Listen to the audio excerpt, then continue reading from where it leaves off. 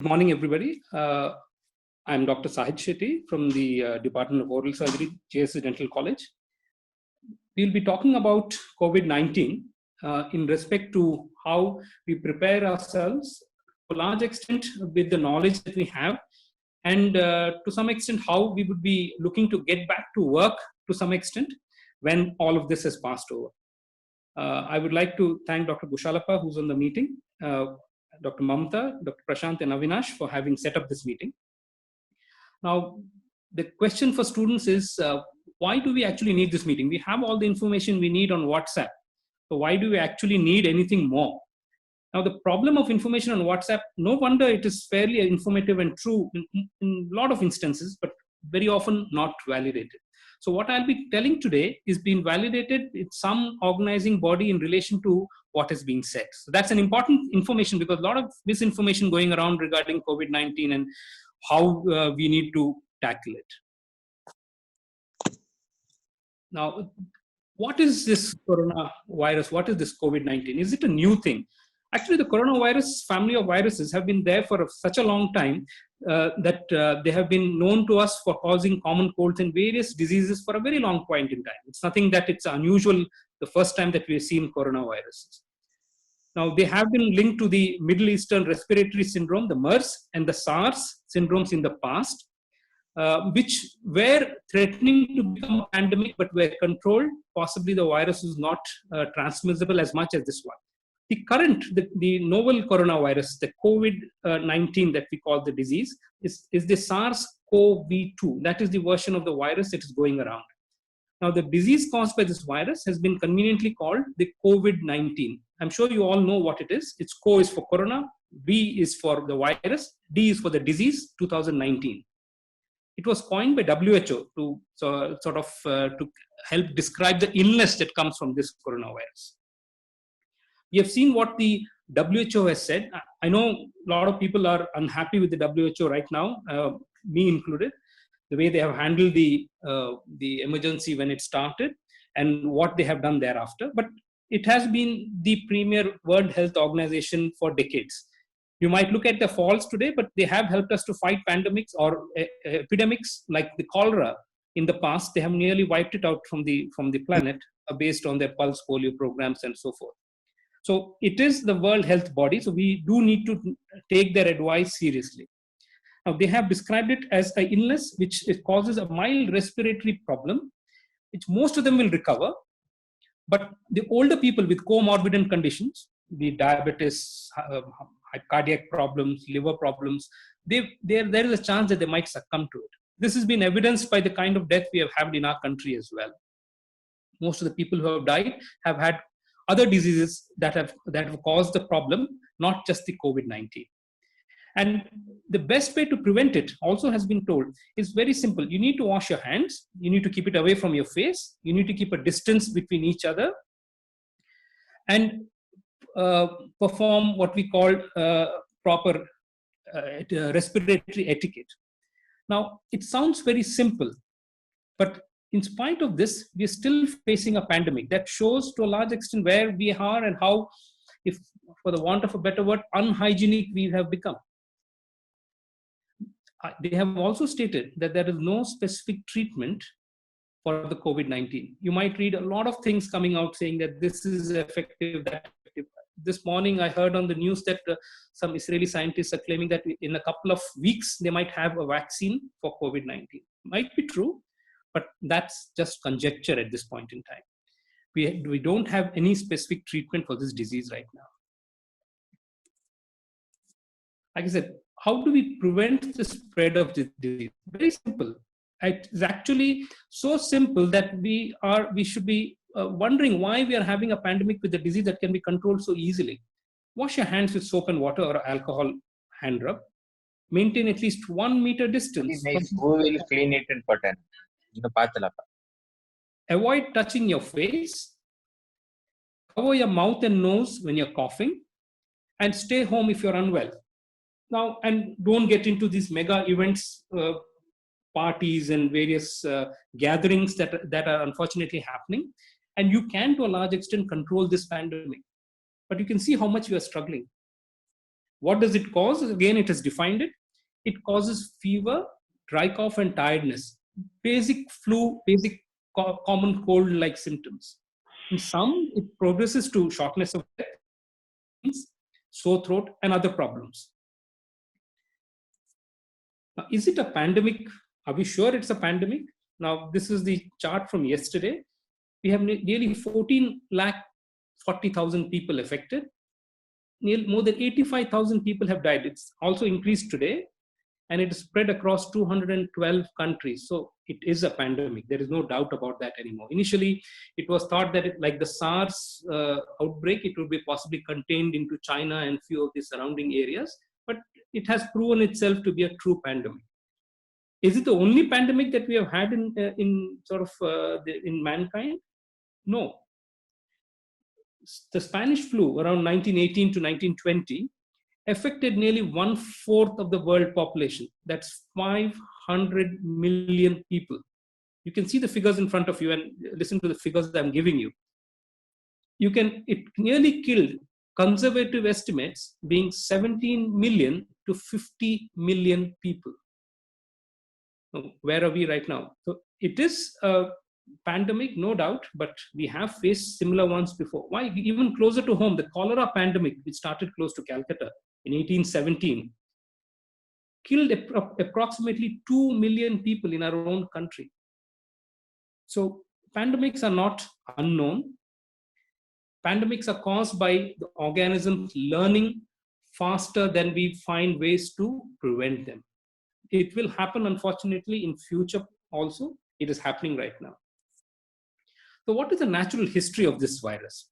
Any infection has to go through this full cycle for it to transmit itself to a large extent, especially to become a pandemic. So we know the pathogen, that is the COVID-19, we have isolated that. Is there a reservoir that we know about? Is it sitting on, is there an animal model where it's going and sitting? We have heard that it is getting transmitted to animals. We heard about some tigers getting infected in the New York Zoo. Is there an animal host for this disease? We don't know. Is it surviving on surfaces? Is it sitting in our ventilation systems waiting to come out? We are not very sure. How does it enter? It enters through the airway. That's what we know right now. Is there some other way? Is there a blood-borne transmission? We are not sure. But currently we know that it exists through the airway. It comes through direct spillover to the person, possibly from a hand-to-hand contact. Does it go on to surfaces and secondly transmit to us? We don't know. It enters the patient via the airway. Again, we are not very sure. Maybe in time we would find out that there are other ways it enters the body as well. And who is a susceptible host? Anybody is a susceptible host. There is no predisposing factors for you to be affected with this COVID-19. It's very important. People have been saying that you hold your breath for 10 seconds, and if you're without any symptoms, your respiratory system is good enough. You sit in the sun, you expose yourself to the sun, you might not get this disease and whatnot. All false facts are going around. Anybody and everybody is susceptible to this virus. Now, what is the current knowledge that we have on modes of transmission of this disease? We have seen that it is transmitted from direct droplet transmission, direct contact of the droplets on another person's mucous membrane, be it the mouth or the nose or the conjunctiva. It can also transmit through fomites. This is the worry that we have when we are going to superstore. We see disturbing videos of people coughing and sneezing on supermarket products and lift panels and various. Can it transmit the disease? Possibly yes. Can it go through your doctor's stethoscope and possibly BP apparatus, thermometers? Possibly yes. We are not very sure, but that has not been the primary source of transmission. That is one thing we have learned. The primary source has been through droplets, respiratory contact through droplets. Another worrying component, especially in the healthcare facility, is this transmission through airborne means. There are a lot of aerosol producing procedures in medical field, endotracheal intubation, suctioning, ventilation processes, and in my field of dentistry, a lot of aerosol generating procedures in way of scaling and fillings. Are they a source of transmission of this disease? Very possibly. Absolutely sure? No, but very possible. Again, as a reminder, when an infected person coughs, there are large droplets that are produced. If these large droplets directly fall onto the individual mucous membranes, there is a direct transmission. We are very sure of that. If he coughs onto his hand and you come in contact with that person's hand and you touch your mouth or nose, yes. Then you have this problem of these fine droplets. These larger droplets do not travel more than 1 meter. So this is the distance that we are normally told that you need to stay apart to prevent anything from reaching you. But what about these fine droplets that are also produced when you cough and sneeze? Can they travel greater distances? Can they also infect an individual? We are not absolutely sure. And the last one is through other surfaces. The common surface, the fomites that we mentioned. Things that we buy, door handles, lift panels, can they transmit through that? We think so, but we are not absolutely sure. Now, the worry for this disease are these asymptomatic and pre-symptomatic infections they have noticed. Especially in China, the initial experience, unfortunately, had come from China. So they found that, especially in children, there were a lot of patients who had the virus, who were expelling viruses from the respiratory system, but never had the symptoms of the disease. They never had fever, cough, or any such illnesses that came. And then we also have these people who are called the pre-symptomatic patients. These are patients who eventually will have the disease, but currently are asymptomatic and look normal, and they also transmit these viruses. But if you have to say, the good thing in this was that it is the symptomatic patients who are the major source of transmission of this virus. The asymptomatic and the pre-symptomatic patients have not found to be a major source of transmission. Now, the ICMR has come out with various advices, and this keeps updating it on their website. This is the current advice that is available. Whom do we test?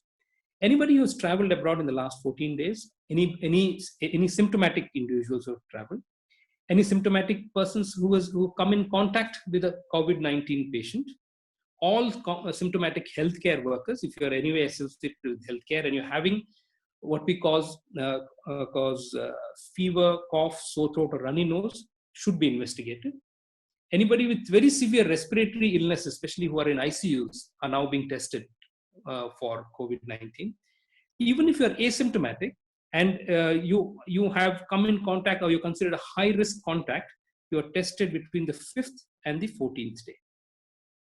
Now, or anybody with if there is a large population that has been exposed to it, and if you are having symptoms, within the first 7 days, it is the reverse transcription PCR that has been advised. And if it is after 7 days, you do the blood rapid antibody testing that has recently been made available across the country. There is a simple algorithm what is used for how do we test. Now, if you are having symptoms, you will possibly go through this rapid antibody testing first. If you come out as positive, you're treated as a COVID-19 patient. If you're negative and you're still considered high risk, they will do this reverse transcription PCR test, where if you are coming back as positive, you again get treated as a COVID-19. If you come back negative on this test, you possibly are considered having another kind of infection like a common cold. If the PCR test is not done on you, and you're still having symptoms of fever, cough, and whatnot, you're tested again in 10 days' time, going through the same process. If you come negative, you're considered as not having COVID-19. If you come positive, obviously being treated for a COVID-19. This, to a large extent, is an algorithm from the ICMR telling us how we are going to go about doing this rapid blood test that has just recently come into being. And the confirmatory diagnostic test has been the reverse transcription PCR. It is basically done on a swab that is taken from the nose or the throat. And it is found to be the viral load appears to be higher in patients who are having extreme systemic disease than people who are having the simple version of the disease. The worry also has been that the COVID-19 has found to be coexisting with other forms of illnesses also. So you could have a common cold possibly recovering from it and then get exposed to a COVID-19 and then have COVID-19 after that as well, or alongside as well. Now, there is also a lot of talk about this hydroxyquinone, chloroquine, which has been used for prophylactic. A lot of doctors, my own friends and colleagues, are on them right now. But what is the current information we have? The information we have is that it has been proven to be effective in some lab and in vitro studies. It has been sanctioned by the ICMR as a prophylactic measure, but it's not for everybody. The eligible individuals are healthcare workers who have come in contact or are coming in contact with COVID-19 patients, or asymptomatic patients, household, the wife of a COVID-19 positive patient who is asymptomatic right now. They have been considered as a candidate for the prophylactic treatment with this drug. What is the dose? It is given as, for a healthcare worker, it is given as a 400 milligram twice a day on the first day, followed by 400 milligrams once weekly for the next 7 weeks. If you're a healthcare worker coming in contact with COVID-19 positive patients. If you're a contact, not a healthcare worker, but a contact of a COVID-19 patient, household contact, a close contact, it is 400 milligrams twice a day on the day one, followed by 400 milligrams once weekly for the next 3 weeks. Now, should all of us rush in and take this drug? Not really. You saw the indications that have been given. Why? Because this drug also has some side effects, especially some cardiac side effects. So it is advisable not to rush in to buy this drug or start on this drug unless you meet the criteria mentioned for the usage of this drug. Now, why are we sitting in this situation that the National Institute of Occupational Health has given a small hierarchy of control? This is generally applies across all infections. It is the first two, the elimination and substitution phase of any infection, which should have happened in China, which did not happen thanks to the Chinese, possibly thanks to the WHO, that we are in this situation. As you can see, that is the most effective way of controlling any infections. The next three is what we are doing right now. The engineering controls, the administrative controls, and the PPE, the personal protection equipment. This, as you go down, as you can see, become less and less effective. So we have missed our opportunity in the first two levels of this disease. And unfortunately, we are in the bottom end of this pyramid where we are using these measures. It is easier to do the first two when it is done at the right time. But once it has crossed that stage, the only defense we have are the last three that we are doing right now.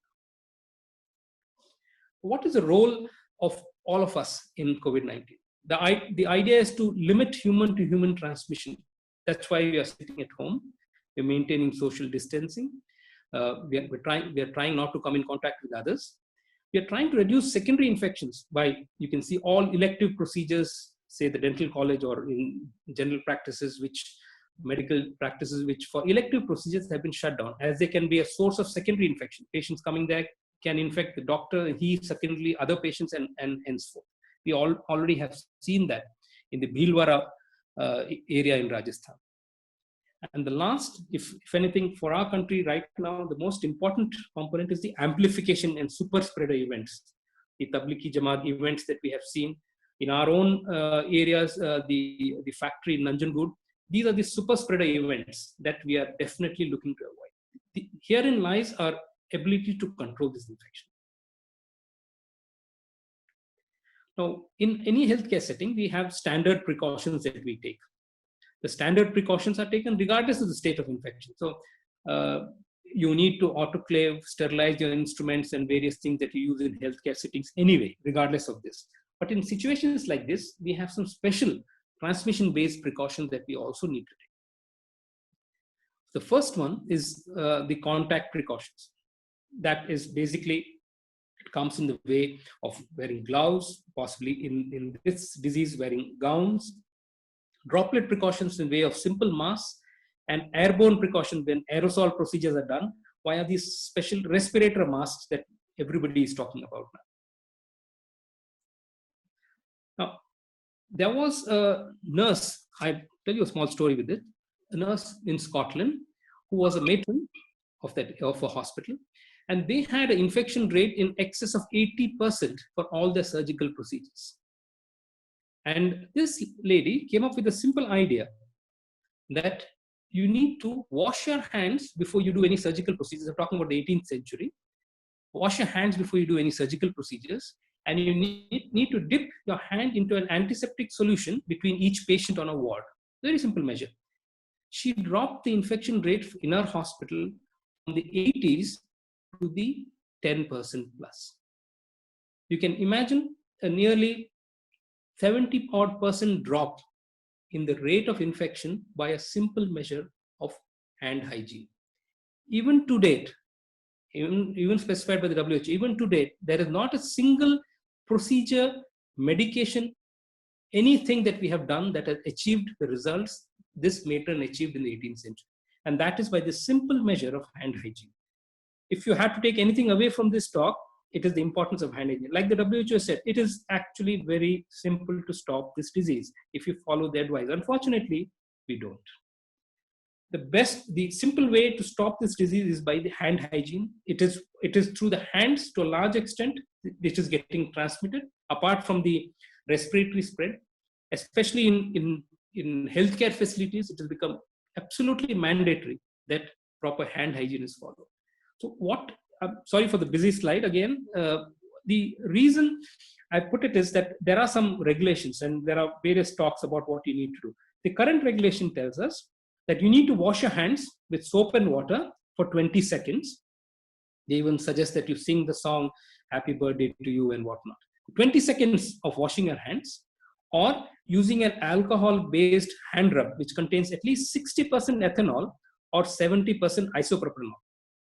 You rub it for 20 seconds. It's actually that simple. Rub it for 20 seconds. This will get rid of the virus from your hands. Is there anything else that we can use? There are other hand rubs available. Commonly ones are benzalkonium chloride. In our country, a lot of herbal, Ayurvedic, and so forth. Well, none of them have been proven for COVID-19. They might be effective in time. Research might tell that they are actually more effective than alcohol. We don't know. But you cannot currently use them for hand sanitization as far as COVID-19 is concerned. You must either wash your hands or rub it with an alcohol-based hand rub, read the label, see that it contains 60% ethanol or 70% isopropanol. Use this for 20 seconds. Your hands, to a large extent, will be COVID-19 free. And the next important thing that all of us, whether in a healthcare setting or outside, need to remember is respiratory hygiene. Basically, it's the cough etiquette. So you need to cover your nose and mouth when you cough. What do you cover it with? You don't cover it with your hands. You cover it with a tissue or a handkerchief.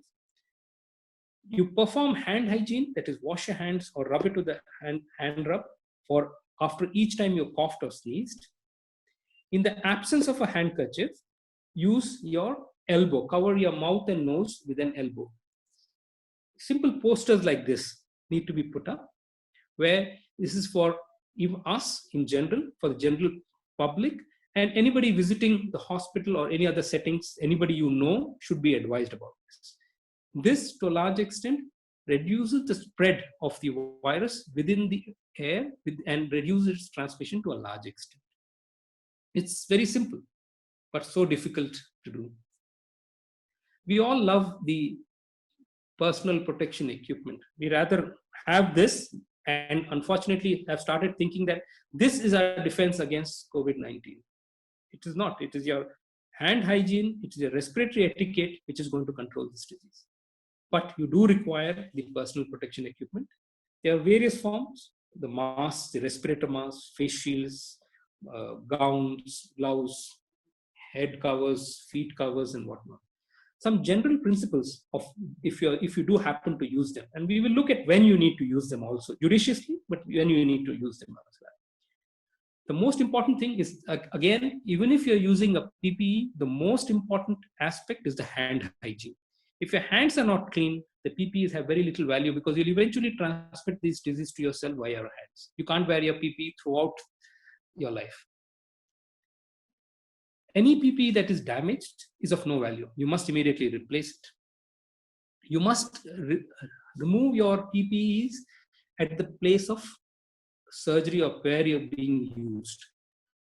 Unfortunately, we have noticed so many of our doctors traveling all across the campus, possibly coming from the rooms to the hospital to Loyal World and where not, wearing their same surgical gowns and dresses and various things that are worn during surgical procedures and or procedures and effectively transmitting this to the general public outside. This should very strictly be discontinued, especially after this outbreak. To very quickly and professionally dispose these PPE so that it doesn't get exposed and contaminate either the people who are disposing it or the general public. Now let's start with the gloves. Again, just because you're wearing a glove does not absolve you from the need for hand hygiene. It is not a replacement of hand hygiene. Gloves are to be worn whenever you come in contact with the patient's blood or any bodily fluids. When do you wear gowns? If you come in physical contact with the patient in any way, or any risk of fluid or blood splattering onto yourself, the clothing that you're wearing, a gown is a must, especially in this scenario. Can the gown be used for multiple patients? If the patients belong to the same cohort, I'm sure you all would possibly be aware what a cohort is. Cohort is people of the similar features. If you're treating COVID-19 patients on a ward, all of them are with COVID-19 and they are a cohort. So if you're coming across or treating patients who are not having flu-like symptoms, not having contacted with anybody with COVID-19, not traveled abroad, effectively become one cohort. So can you use your gown if they are not soiled? Yes, you can use the gown for multiple procedures. They need to be waterproof. If they are not waterproof for any reason, you can definitely put a plastic apron.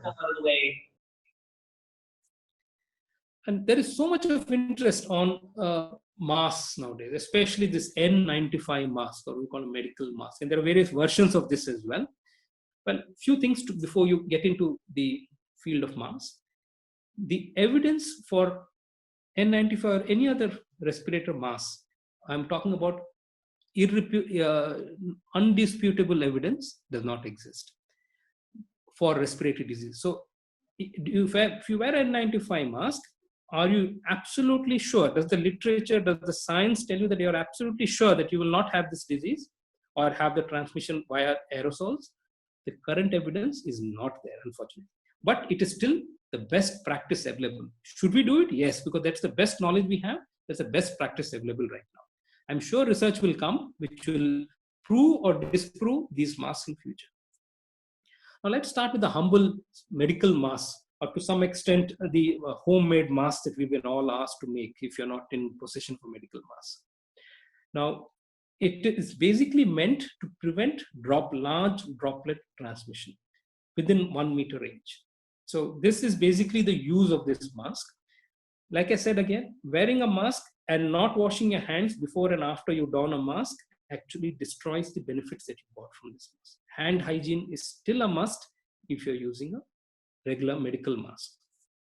And then we come to these fancy N95 masks. They are meant for airborne transmission, what's called aerosol generating procedures. Again, if you do not perform hand hygiene before and after using a respirator mask, you're defeating all the purposes of this mask. So what actually are these respirator masks? Basically, a respirator is anything that covers your mouth and nose and protects it or prevents particles, which in our case is bacteria and viruses, gases, and vapors from reaching you. So these respirator masks have been used in industry and various places for a very long period of time, depending on what kind of environment the person has been working in. Now, they have been categorized by the CDC via the National Institute of Occupational Health. They have called this N95 because it blocks 95% of very small particles up to 0.3 microns from reaching you. There are other governing bodies which have given specifications as well. the European body is called the FFR2, which is very similar to the N95. So how are they different? A regular mask is one size fits all. You just need to wear it. It acts like a barrier for droplet transmission. Whereas an N95 is size specific. You actually need to have your size checked and fitted for it to be effective. One. The second is, if you're wearing an N95 mask which has been fitted to you, you need to do a seal check for it to be effective too. If in the absence of you doing these two, it is as effective as a face mask, a regular surgical mask. So now comes the question, should you go around rushing to buy N95 mask without knowing your size and without knowing how to do a seal check? Or do you actually need it?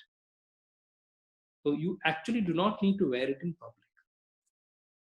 The other protection equipment are basically the eye shields. The wonderful videos going around how you can make face shields from OHP sheets, filing covers and whatnot. I think it's a good thing. Possibly something that we all will need to do as we go back, because there'll be a huge shortage of supply of goggles and regular face shields that in the market. But it is an important protection for to prevent the droplets from reaching your conjunctiva, which is again a mucosal surface. Now, all this is great, but how do you put on personal protective equipment? The first step is to wash your hands. I keep repeating this. First step is to wash your hands or use an alcohol hand rub, and then put on your gown. If it has a shoe cover attached with it, great. If not, add your shoe cover to it. Next, wear your mask. Next, your goggles. And finally, your gloves. Now, when we talked about a respirator mask, we have to do what we call a seal check. So to wear a respirator mask, if you do need to, if you are in that kind of situation, a procedure where you need to wear one of these masks, you need to place them on your nose. They have two straps, one on the top and one on the bottom. The top one placed first and the bottom thereafter. You don't crisscross your straps as sometimes shown in some videos. You compress the nasal adapter, which is there across your nose, and then you do this seal check. So seal check is a very simple thing. You put your hands, both your hands, which, like I mentioned again, have been washed on the surface of that mask, and then you try to blow air out or in. It's a positive pressure or a negative pressure seal check. When you blow air gently out, you'll feel the margins of the mask lifting up a little bit before the air leaks out, and vice versa when you're trying to inhale in. This basically is telling you that air cannot leak around the margins of the mask. It has to come through the filter surfaces of the mask. Without that happening, there is no value of this N95 mask. Very importantly, how do you take it off? Now, you got into this PPE. You need to take off your gown first, rolling it in a way that the inner surface that was in contact with you is the only thing that is exposed, and the exposed surface that you use while working is in the inside. Your glove comes off inside the gown. You wash your hands or do hand hygiene like we discussed. You take off your goggles, you take off your mask, and again perform hand hygiene. If you do not follow all these processes, the gains that you have got from wearing this PPE is lost by the viruses on your hand reaching your nose and mouth eventually. Now comes to this bit where we have the section of the airborne precautions for aerosol generating procedures. Quite a few of, I understand from Avinash, are in second year, possibly going into clinical years, are going to be dealing with aerosol procedures. A lot of life sciences students might be going into hospital settings where they will might have to go into an OT setting. Any procedure that generates aerosol is a high risk factor right now. Now, there are some recommendations that come from the WHO. If it is to be done, it has to be done in a room that has a negative pressure ventilation. It's a very simple thing to set up actually, even in small areas via exhaust fans. You need to wear a respirator mask, the N95 or similar recommended. You need to wear a face shield, goggles, gown, shoe covers, and you must limit the number of people who are around you when you're doing this procedure. So this is a huge change in our working practices. As we see in colleges, we have people grouping around areas when demonstrations are done, when procedures are done. We have to look at how we're going to do this in future. Now, like I said, these aerosol generating procedures are simple in operating theater, intubations, in ICUs, if you're ever having to be for any study purposes for life care. If you are having in ICUs where ventilatory equipment is being used. And very importantly, in dentistry, when there is procedures of scaling and fillings being done. It's very worrying to look at this picture. It shows how you see the colored areas by a UV light, showing how the aerosol spreads during a simple filling procedure for the patient, surrounding areas, operator, and the assistant. This is going to be a huge challenge, especially in dentistry, how we get back to work. Now, to just quickly summarize the transmission-based precautions that we are going to be, if you are coming, they generally divide them, like we said, into aerosol and non-aerosol procedures, even if you're treating patients. If you're not going to be dealing with aerosols, it is the standard precautions of sterilization that we're already doing, the contact precautions via gowns, caps, goggles, regular masks, and in airborne procedures, it is the addition of the respirator mask that comes. So you could be many students who would be in various categories of this. If you are just in the initial triage facility, or possibly hand hygiene and a mask, you're not coming in close contact with the patients would be adequate. If you're anyway associated with lab studies, anybody doing lab studies, where specimens have been a very big problem because blood samples could have been shown to contain viruses. And like we said, the aerosol and the non-aerosol procedures, you have to decide wherever you are, what kind of procedures you are doing or you're going to be around when it's happening, and decide the kind of protection you need when you're going close to these patients. So in summary of these PPEs, it's very important that we do not use up all our resources. Now, we effectively are at war with the virus. We need all our resources, our soldiers, basically the healthcare professionals at the front, and they need the ammunition they require to fight this war, which is basically the PPEs.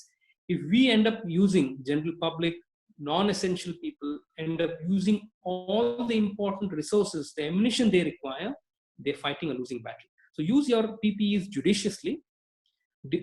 Divide the way you're going to come in contact with your work, what kind of work you're doing, and choose the kind of protection you require as you're going back to work. Now, the OSHA, the Occupational Safety and Health Administration, has come up with a division, a pyramid, telling us what kind of risk factors, how do we assess our risk factors as we are looking to go back to work. Now, I know we're all dying to go back to work, go back to our classes, go back to the routine, go back to long theory classes and long clinical sessions. I don't see many people raising hands, but eventually we do have to go back to work. So we have to now categorize ourselves, which area are we going to be.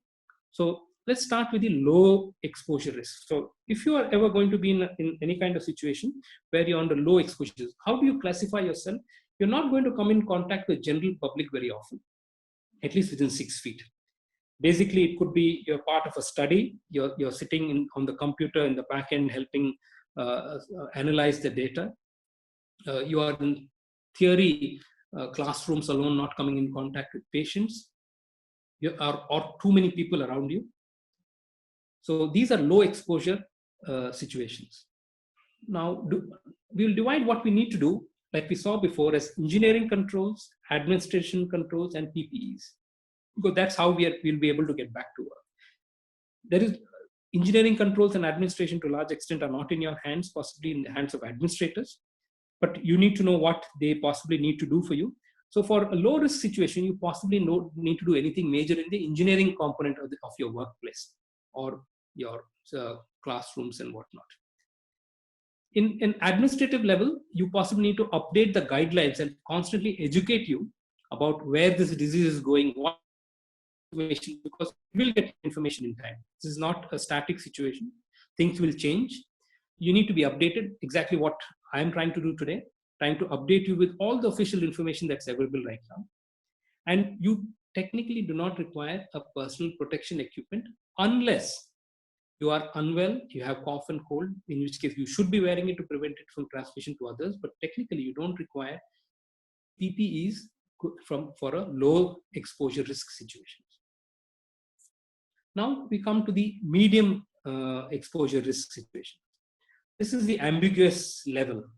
Now, if you are going to come in contact with potential who are not proven to be COVID-19, who are possibly COVID-19 because of some history that they have given, not the high risk history, but some history they have given, or possibly if we had some amount of community transmission that we're worried about, if that happens in and around us, then nearly anybody that we come in contact with, to some extent, is at risk of is suspected of having COVID-19.